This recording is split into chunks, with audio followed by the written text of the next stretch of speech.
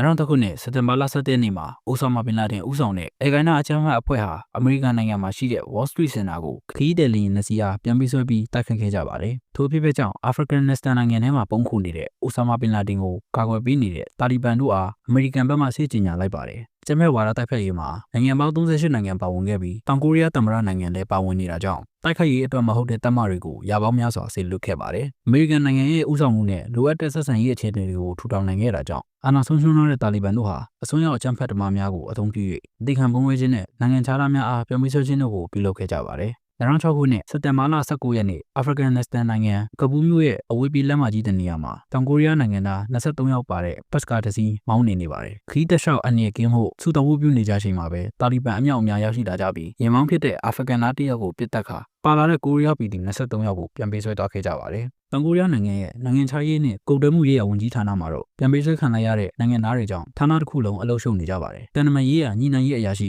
ဂျောင်ဆိုသူကတစားခံရဲ့အချက်လက်တွေကိုကြည့်ပြီးပြန်ပေးဆွဲခံလိုက်ရတဲ့သူတွေဟာတာမန်ခီးတော်ပြည်သူတွေမဟုတ်ပဲကလာတိုမရှင်တစ်ခုလုပ်ဖို့တွားတဲ့လူတွေဖြစ်နေမှသိလိုက်ရပါတယ်။ထို့အချိန်ဒရန်စီစဉ်လွတ်နေတဲ့ TV မှာတာလီဘန်တို့ကကိုရီးယားပြည်သူတွေကိုထိုင်ခိုင်းထားပြီးအပေးယူအနေနဲ့အာဖရိကန်နစ္စတန်နိုင်ငံရဲ့မြို့တော်ကပူးမြို့ရဲ့ထောင်ထဲမှာဖမ်းချုပ်ထားတဲ့တာလီဘန် 23 ယောက်ကိုလွတ်ပေးပြီးအာဖရိကန်မှာတပ်ဆွဲထားတဲ့ကိုရီးယားတပ်မတွေကိုချက်ချင်းရုပ်သိမ်းပြီးဖို့ပြော၍အချိန် 24 နာရီပေးပါတယ်။ထို့နောက်ဖမ်းချုပ်ခံရတဲ့လူတွေဟာမီရှယ်ဆောင်ရွက်သူတွေမှန်းတည်သွားရင်အနေများနိုင်တာဖြစ်လို့အရာရှိကြောင်ကသူ့ရဲ့လက်ထောက်ကိုတစားခံတွေဟာစေတနာဝန်ထမ်းတွေဖြစ်ကြောင်းပြည်သူ့ရေးရာရုံးတို့တွက်ပြောခိုင်းလိုက်ပါတယ်။ပါကစ္စတန်နိုင်ငံခါရာချီထိန်းသိမ်းရေးစခန်းတစ်ခုမှာထိန်းသိမ်းခံရတဲ့လူတစ်ယောက်ကိုအရာရှိတစ်ယောက်ကအာမခံနဲ့လာရောက်ခေါ်ဆောင်နေပါတယ်။ထိုသူကတော့ဖက်ထရှီလို့အမည်ရှိ၍ NIS ဆိုတဲ့နိုင်ငံတော်စုံစမ်းစစ်ဆေးရေးဌာနအလူဖြစ်ပြီးကိုရီးယားတစားခံ 23 ယောက်ဖမ်းခံထားရကြောင်းအတည်ပြု၍အာဖရိကန်နစ္စတန်ကိုတွားဖို့အရာရှိကပြောလိုက်ပါတယ်။တာလီဘန်နဲ့တတ်မှတ်ထားတဲ့အချိန်ကိုရောက်ဖို့9 နာရီပဲကျန်တော့တာဖြစ်ပြီးခါပူးမြို့ရဲ့လေဆိပ်တို့ဆိုက်ရောက်လာကြတဲ့ဒုဝန်ကြီးနဲ့အရာရှိကြောင်းတို့အားပူးပေါင်းဆောင်ရွက်ဖို့လာတွေ့တဲ့ဖက်ထရှီကတာလီဘန်တွေဟာရှေ့မှာစံနမူနာထားလောက်တဲ့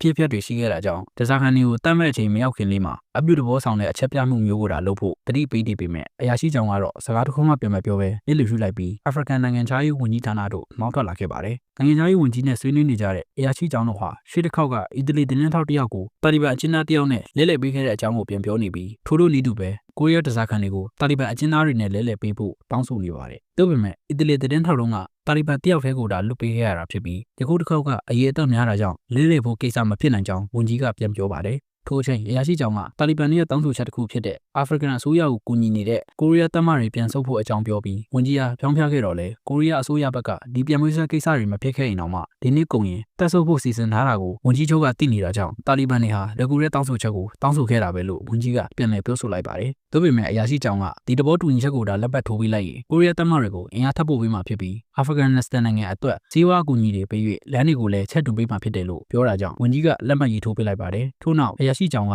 ကိုရီးယားဝန်ကြီးချုပ်ထံသို့ဖုန်းဆက်ကသဘောတူညီချက်စာချုပ်လက်မှတ်ရေးထိုးပြီးကြောင်းပြော၍လွတ်ပေးမဲ့အချိန်ကိုဒါစောင့်ကြည့်ရမှာဖြစ်တယ်လို့သတင်းပို့လိုက်ပါတယ်။အရာအစီအမေတော်ပြီးအထင်နဲ့မျက်နှာတစ်နေတဲ့အရာရှိချောင်းတန်းတို့ဖက်ထရှီရောက်ရှိလာပြီးတာလီဘန်တွေကိုလွတ်ပေးဖို့ကိစ္စမဖြစ်နိုင်ကြောင်းပြောနေတဲ့အတွက်တန်တမာရေးရလျှို့ဝှက်ချက်တွေဖြစ်လို့ခိုးနှားထောင်နေတာလားဆိုပြီးအရာရှိချောင်းကဆွဆွဲလိုက်ပါတယ်။အာဖရိကန်နိုင်ငံသားတွေဟာတာလီဘန်တွေဆိုရင်ပထွေးမုံနေကြတာဖြစ်ပြီးအရင်တစ်ခေါက်ကတာလီဘန်2 ယောက် 3 ယောက်ကိုလွတ်ပေးဖို့လုပ်ခဲ့တဲ့သမရဟာကောင်းပြတ်မလို့ဖြစ်ခဲ့တာကြောင့်အခုတစ်ခါ23 ယောက်လွတ်ပေးဖို့ဆိုတာဘလို့မှမဖြစ်နိုင်ကြောင်းဖက်ထရှီကရှင်းပြနေပါတယ်။ထိုအချိန်မှာပဲသတင်းစာရှင်းလင်းပွဲစနေပြီဆိုပြီးလာပြောတာကြောင့်တားရောက်ကြည့်ရှုတဲ့အခါဘယ်အချိန်ဒီပဲရောက်တာလီဘန်တွေကိုလွတ်ပေးဖို့အစီအစဉ်ရှိလာမှာမဟုတ်ကြောင်းပြောနေတဲ့ဝန်ကြီးကိုကြည့်ပြီးတပွဲလုံးကောင်းရှုပ်သွားပါတယ်။ညင်ချိုင်းမှုစီကဖုန်းဝင်လာချိန်နားလည်မှုလွဲနေကြောင်းရှင်းပြနေပေမဲ့အချိန်ကတနာရီတာကျန်တော့ရဆိုပြီးဒေါ်လာထွက်စွာပြောပြီးဖုန်းချတော့ပါတယ်။အကျိုးအကြောင်းမေးဖို့နိုင်ငံခြားရေးဝန်ကြီးဌာနတို့တွားနေတဲ့ဒုဝန်ကြီးနဲ့အရာရှိချောင်းတို့ဟာရင်ကျော်ပိတ်ဆို့မှုနဲ့တွေ့ကြုံနေရပြီးအချိန်လည်းမရှိတော့တာကြောင့်လမ်းစင်းလျှောက်ရည်တွားနေချိန်ကျန်းဖတ်သမားတယောက်ရဲ့အသေးခံဘုံခွဲတိုက်ခိုက်ခြင်းကိုခံလိုက်ရပါတယ်။ကံကောင်းစွာနဲ့အရာရှိချောင်းကကောင်းမှတန်းရအနေငယ်တာရရှိသွားပြီးအသက်ဘေးကလွတ်မြောက်ခဲ့ပေမဲ့ဘေးကအာဖရိကန်နိုင်ငံသားတွေအားကြည့်ပြီးတာလီဘန်တွေကိုမုန်းရတဲ့အကြောင်းရင်းကိုသိသွားပါတယ်။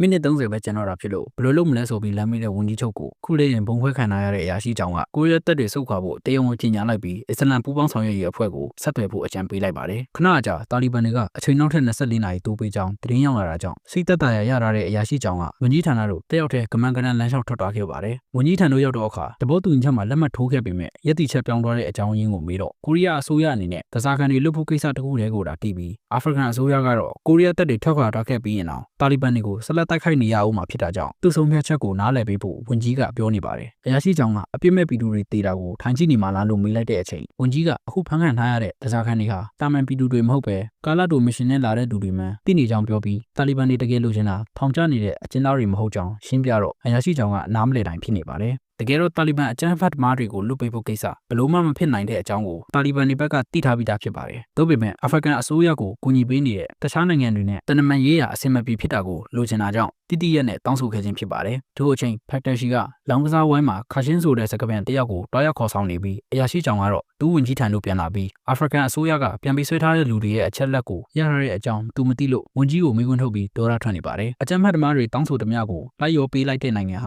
ကမ္ဘာတမိုင်းမှာအဖို့အထစ်တစ်ခုအဖြစ်ကြံရှိခဲ့မှာဖြစ်တာကြောင့်အကျဉ်းသားလွတ်ပေးတဲ့နီလန်းကိုမတုံးပဲတခြားနီလန်းကိုတုံးဖို့ဒုဝန်ကြီးကပြောနေပါတယ်။ဒါပေမဲ့ဒီအခြေအနေမတိုင်ခင်ရှေ့မှာဖြစ်ခဲ့တဲ့ဂျာမနီအစိုးရတုန်းကလည်းထိုနည်းတူပဲတစားခန်းတွေကိုမလဲလှယ်ပေးခဲ့လို့အသက်ဆုံးရှုံးခဲ့ကြကြောင်းပြောနေတဲ့အရာရှိကြောင့်ကိုစိတ်အေးထားဖို့ပြောကနိုင်ငံတော်စုံစမ်းစစ်ဆေးရေးအဖွဲ့ကဂျီရင်ဂါလို့ခေါ်တဲ့နည်းနဲ့ဖြည့်ရှင်းပြမှာဖြစ်ကြောင်းဒုဝန်ကြီးကရှင်းပြပါတယ်။ဂျီရင်ဂါဆိုတာအာဖရိကန်လူမျိုးစုအစည်းအဝေးတစ်ခုဖြစ်ပြီးအာဖရိကန်နိုင်ငံရဲ့ပြည်ထနာတော်တော်များများကိုတနေရာထဲမှာလင်းတွေကြကြဆွေးနွေးဆုံးဖြတ်တဲ့နေရာဖြစ်ပါတယ်။ဒါကြောင့်ဒီအစည်းအဝေးပွဲရဲ့အကြီးအကဲတွေကိုစီယုံပြီးအကူအညီတောင်းလိုက်ရင်အကျဉ်းသားလဲလှယ်စရာမလိုပဲတစားကန်တွေပြန်လွတ်လာနိုင်မှာဖြစ်လို့အကြီးအကဲတွေကိုတွားရောက်တွေ့ဆုံဖို့နိုင်ငံတော်စုံစမ်းစစ်ဆေးရေး NIS ကလူတစ်ယောက်ကိုဆေးလွတ်ထားပြီးဖြစ်ပါတယ်။ထိုလူကဖက်တာရှိဖြစ်ပြီးဖာရှူတွန်လို့အမည်ရတဲ့လူမျိုးစုရွာကိုသူခေါ်ခဲ့တဲ့စကားပြန်ကာရှင်းဆိုသူနဲ့တွားနေပါတယ်။ရွာကိုရောက်တော့ဖက်တာရှိဟာအစည်းအဝေးကောင်းဆောင်တယောက်နဲ့တွေ့ဆုံပြီးကိုရီးယားစေတနာဝန်ထမ်းတွေပြန်ပြီးဆွဲခံထားရတာဖြစ်လို့နောက်တွေ့ဆုံကြောင်းပြောနေချိန်အရာရှိကြောင်တို့ရောက်ရှိလာကြပါတယ်။အရာရှိကြောင်လည်းအကြီးအကဲနဲ့လက်ဆွဲနှုတ်ဆက်ကကိုရီးယားအစိုးရကိုစားပြုလို့သူ့ကိုယ်သူမိတ်ဆက်ပြီ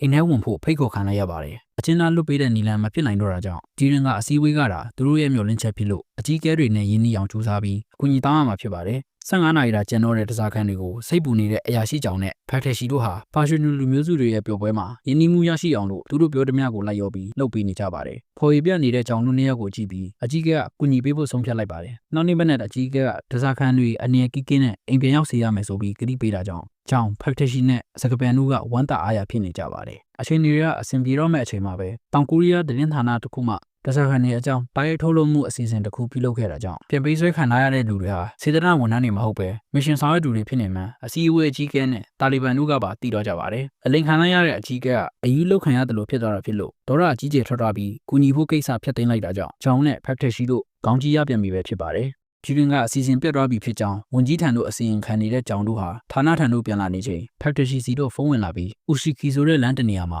အရှိတိုင်တာအလောင်းတစ်ခုတွေ့ထားကြောင်းပြောနေလို့တွားရောက်စစ်ဆေးကြည့်တဲ့အခါကိုရီးယားတစားခံတွေကတယောက်ဖြစ်နေပါတယ်။ဒီလိုနဲ့ပြန်ပေးဆွဲမှုဟာ9ရက်မြောက်နေ့ကိုရောက်လာတဲ့အချိန်မှာတော့ဌာနထံတို့ဗီဒီယိုတစ်ခုရောက်လာပြီးဖွင့်ကြည့်လိုက်တဲ့အခါတစားခံတွေကအဆင်ပြေပြေရှိနေကြောင်းပြောနေပေမဲ့အကုန်လုံးကတာလီဘန်တွေရေးထားတဲ့အတိုင်းပြောနေကြတာဖြစ်ပါတယ်။နောက်ပြီးအကြမ်းဖက်တာလီဘန်ကနောက်ထပ်တစားခံတွေမတေခိုင်းစေချင်ရင်တခြားနီလန်းတွေတုံးမနေပဲသူတို့ပြောတဲ့အတိုင်းအကျဉ်းသားတွေကိုလွတ်ပေးဖို့ပြောကနောက်ထပ်အချိန်24နာရီပေးလိုက်ပါတယ်။စိတ်ညစ်စွာအရက်တောက်နေတဲ့အရာရှိကြောင်ကိုနောက်ဆုံးနီလန်းဖြစ်တဲ့တားရိုက်တွေ့ဆုံညှိနှိုင်းဖို့ဖက်တာရှိကတိုက်တွန်းပေမဲ့ကြောင်ကမဖြစ်နိုင်ကြောင်းပြောပါတယ်။တန်တမန်တယောက်ကတာလီဘန်တွေနဲ့တခုံလဲထိုင်၍ညှိနှိုင်းလိုက်ပြီးပြန်ထွက်လာတာနဲ့အဲ့ဒီနိုင်ငံဟာတန်တမန်ရေးရာအရာအကြီးမားဆုံးအရှုံးကိုခံလိုက်ရတာပဲဖြစ်ပါတယ်။ဒါကြောင့်မသွားနိုင်ဘူးညင်းနေတဲ့အရာရှိကြောင်ကိုလက်ကလေးထောင်ပြလိုက်တဲ့ဖက်တာရှိကသူ့ကိုလွတ်ပေးဖို့တောင်းဆိုခဲ့ပေမဲ့ဒီလောက်နေတာအိမ်ပြန်လိုက်ဖို့ခက်ချင်ချင်းပြောလွတ်လိုက်ပါတယ်။ရေချိုးနေတဲ့ဖက်တာရှိတန်တို့အဗ်ဒူလာလို့အမည်ရတဲ့အမေရိကန်နိုင်ငံသားပွဲစားတစ်ယောက်ရောက်ရှိလာပြီးဒေါ်လာ30ပေးရင်အချင်းသားတွေကိုသူထုတ်ပေးနိုင်ကြောင်းပြောနေလို့အရာရှိကြောင်ထံတို့ခေါ်ဆောင်သွားလိုက်ပါတယ်။အဗ်ဒူလာကထောင်ဆောင်တွေကိုပူပေါင်းလက်ထိုးကအချင်းသားလဲလှယ်မှုတွေပြုလုပ်၍တာလီဘန်တွေနဲ့လည်းအနှဲငယ်ရင်းနှီးပြီးတစားခန်းတော်တော်များများကိုကဲခဲ့ကြောင်းဖက်တာရှိကရှင်းပြနေပါတယ်။ဒါပေမဲ့ဒီလိုပုံစံနဲ့လူလိမ်ပွဲစားတွေများတာကြောင့်အရာရှိကြောင်ကအဗ်ဒူလာကိုအာဖရိကန်နိုင်ငံသားလည်းမဟုတ်ပဲနဲ့ဘာလို့ဝန်ပါရှင်ရတာလဲလို့မေးလိုက်တဲ့အခါကိုရီးယားနိုင်ငံသားတွေကိုသူတို့မိသားစုနဲ့ပြန်ဆောင်စေချင်ကြောင်း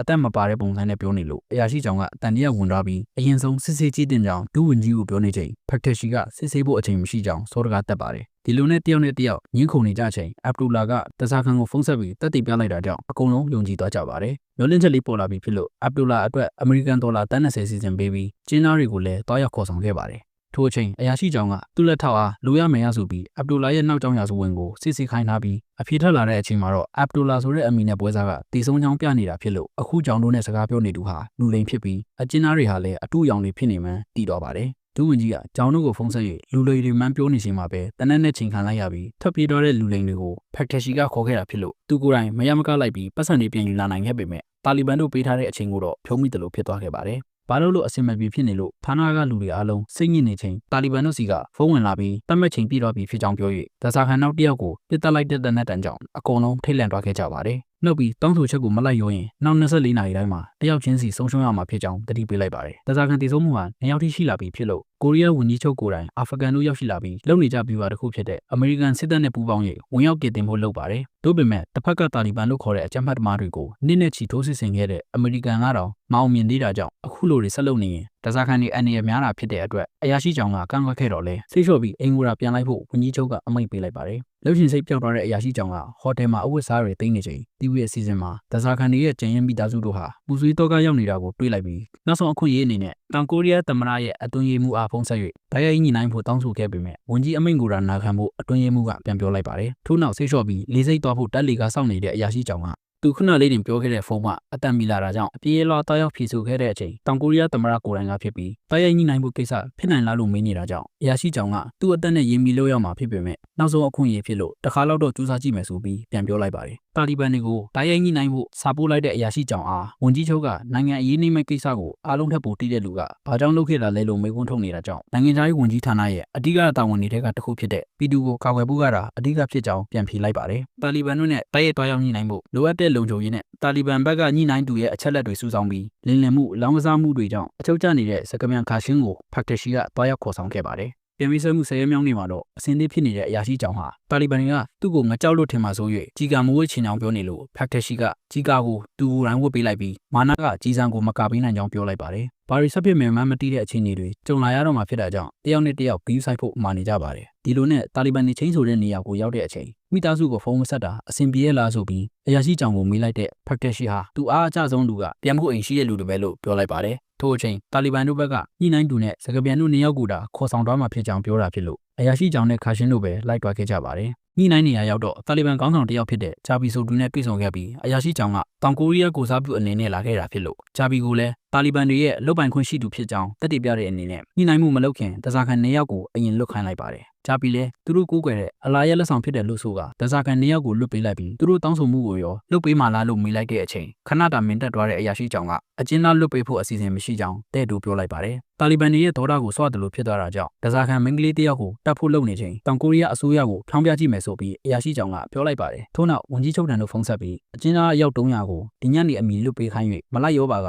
တနာရီတိုင်းမှာဒဇာခန်တစ်ယောက်ဆုံးရှုံးရမှာဖြစ်ကြောင်းတင်ပို့လိုက်ပါတယ်။မဖြစ်နိုင်တာကြီးကိုတောင်းဆိုခဲ့တဲ့အတွက်ဝန်ကြီးချုပ်ကအမေရိကန်စစ်တပ်နဲ့စစ်စင်ရေးစားဖို့ဆုံးဖြတ်လိုက်ပါတယ်။ထို့နောက်ရရှိကြောင်တို့ရဲ့ခေါင်းပေါ်မှာအမေရိကန်လေယာဉ်တွေကဘုံကျဲချနေပြီဖြစ်၍ဒီနေရာကိုရှာနေတာကြပြီဖြစ်ပြီးအခုလုံနေတာတွေဟာညှိနှိုင်းမှုအတွက်မဟုတ်ပဲစစ်စင်ရေးအတွက်တာဒီနေရာကိုရောက်နေကြောင်းရရှိကြောင်ကချိန်ချောက်လိုက်ပါတယ်။ထို့ကြောင့်လူနည်းစုကိုလွတ်ပေးုံနဲ့ခေါင်းဆောင်ကြပြီးဟာသူ့ရဲ့လူတွေဖြစ်တဲ့တာလီဘန်အမြောက်များကိုကယ်နိုင်မှာဖြစ်ပြီးတကယ်လို့မလွတ်ပေးရင်အရာရှိကြောင်တို့အပါအဝင်အကုန်လုံးတိတ်ဆုံးကုန်မှာဖြစ်တာကြောင့်နှစ်ဦးနှစ်ဖက်အဆင်ပြေစေရန်ငွေနဲ့တာညှိနှိုင်းကြဖို့အရာရှိကြောင်ကရှင်းပြပါတယ်။ဘုံတွေစက်တိုက်ကျဲကျနေတာကြောင့်တာလီဘန်ခေါင်းဆောင်ကြပြီးကလက်ရှိအမေရိကန်ကိုကူညီနေတဲ့ကိုရီးယားတပ်တွေကိုတလအတွင်းအာဖရိကန်ကထွက်လာခိုင်း၍အမေရိကန်ဒေါ်လာ$90တောင်းခဲ့ပေမဲ့အရာရှိကြောင်ကတော့တန်း20တာဖြစ်နိုင်ကြောင်းပြောကာညှိနှိုင်းမှုကြီးပြီးဆုံးသွားခဲ့ပါတယ်။ဒဇာခန်2ယောက်တည်ဆုံး၍ကျန်21ယောက်ကိုအသက်ရှင်နဲ့ခေါ်ဆောင်လာနိုင်ပေမဲ့ဒါရောက်ပို့ဆောင်တဲ့တာလီဘန်တွေကသူတို့အနေနဲ့ကင်းစွာပြန်နိုင်မှုလူတစ်ယောက်နေခဲ့ရမယ်ဆိုပြီးပြောတာကြောင့်ဖက်တရှိကကြောင်တို့ကိုနှုတ်ဆက်ပြီးတယောက်တည်းကြံနေခဲ့ပါတယ်။တောင်ကိုရီးယားတို့ပြန်ရောက်လာတဲ့အရာရှိကြောင်တို့ဟာညှိနှိုင်းမှုတွေကိုအသက်နဲ့ရင်းပြီးပြုလုပ်ခဲ့ပေမဲ့အစိုးရကတော့ဒီကိစ္စတွေအကုန်လုံးကိုလျှို့ဝှက်ထားရမှာဖြစ်တာကြောင့်စာချုပ်မှာကြောင်နဲ့ဒူးဝင်ကြီးတို့ကိုလက်မှတ်ရေးထိုးခိုင်းလိုက်ပါတယ်။သတင်းစီစဉ်မှာတော့အမီမဖော်လူသူက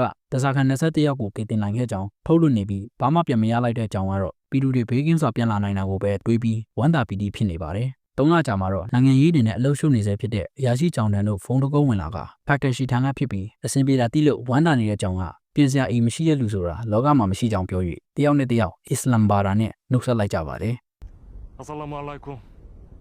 Assalamu alaikum.